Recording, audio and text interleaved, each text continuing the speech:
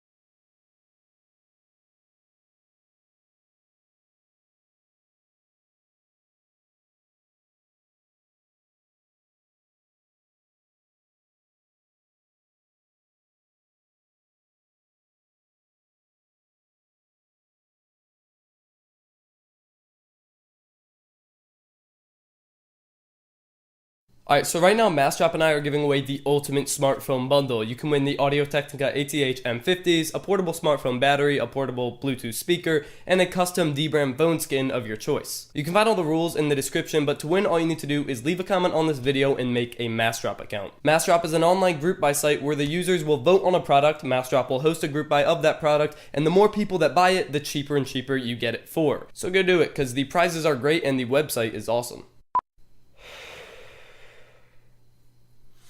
Time to hate on the iPhone.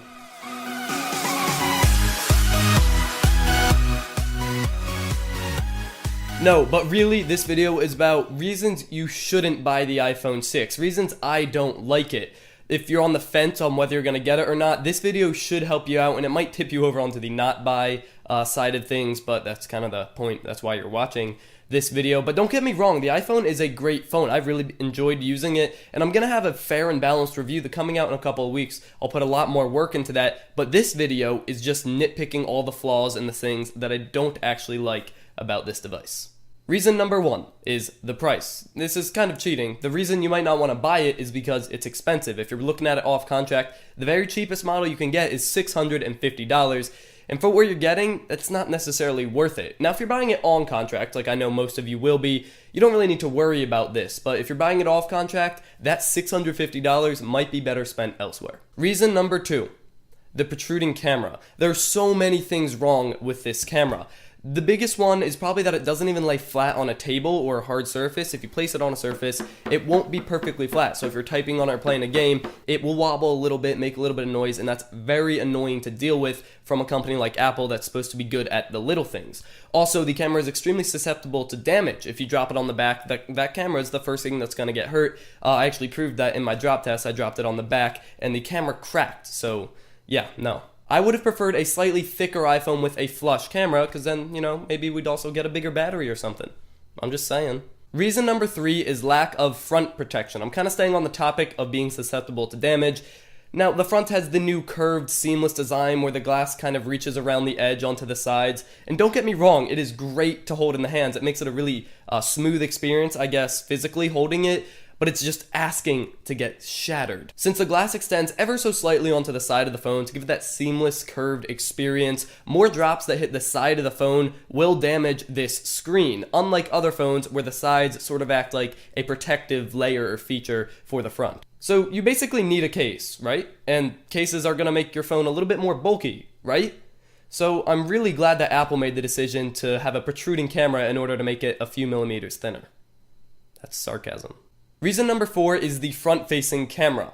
It's pretty simple. If you take a lot of selfies, you might want to look elsewhere. The front-facing camera is only a 1.2 megapixel camera, and if you're taking a lot of selfies and you need a quality picture, this is not it. This comes out grainy and just off and not that good quality. I mean, it's fine for me because all I do is Snapchat with that camera, but for people that take their front-facing picture selfies seriously, there are better options out there. And reason number 5 is the antennas. I do not like the look of them, especially on this gold model where the white antennas pop out against the gold phone. I mean, it is a personal opinion. You might like it, but I do not like it. And the antennas are really prone to scratching, like I showed in my scratch test. It really got scuffed up quickly. So I really feel like they should have just kept it a solid color on the top and bottom and done like a gold white color like they did with the iPhone 5S, because that looked so much better. I really don't like the look of this. Maybe even keep the antennas there and just white out the whole top and bottom so they don't stand out. I don't know. I just don't like the look of it. Reason number 6 is the bezels. Now this has always been the case, but the iPhones have a large forehead and a large chin. And I really just don't like that. This is only a 4.7 inch screen, and Apple could take advantage of that and make a even smaller body but same screen size phone, so it's even more manageable. But instead they have these huge bezels on the top and bottom, and I get that, like maybe they need the home button in there, but Apple is the company that basically pioneered the modern day smartphone, so I'm pretty sure they'd be able to figure this one out. Reason number 7 is lack of customizability. Now before you comment, do not comment. I'm not trying to start a flame war. This is not iOS versus Android. This is just saying that iOS is not very customizable. If you're looking for a customizable experience, let me introduce you to Android. But a lot of people aren't. Most people, the average consumer, is looking for a simple and self-explanatory experience, which iOS offers. iOS is extremely easy to navigate. The settings, everything just makes sense. So ask yourself, do you want something customizable? Do you want to personalize your phone to your needs? You might not want to buy an iPhone, go with an Android phone, maybe the OnePlus One.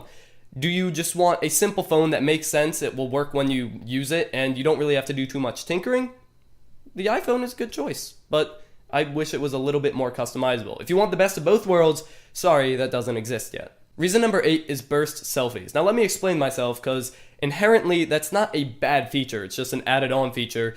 But Apple's new idea of innovation is taking 10 selfies in a second. And as I said, that's not a bad feature, but the fact that they just bragged about it and put it all over the website, I'm taking 10 selfies in a second, it just kind of bothers me how Apple was founded on like the basis of real innovation and making better things for less money, and now they're making 10 selfies in a second and claiming that's innovation. Really, it's not a big deal, it just bothers me a little bit. Well, that's it. Apple fanboys probably hate me now. Android fanboys probably love me now. And if you're not a fanboy, you probably still kind of like me because you're watching my video. Thank you for watching. Subscribe if you want to see more. Leave a like if you enjoyed.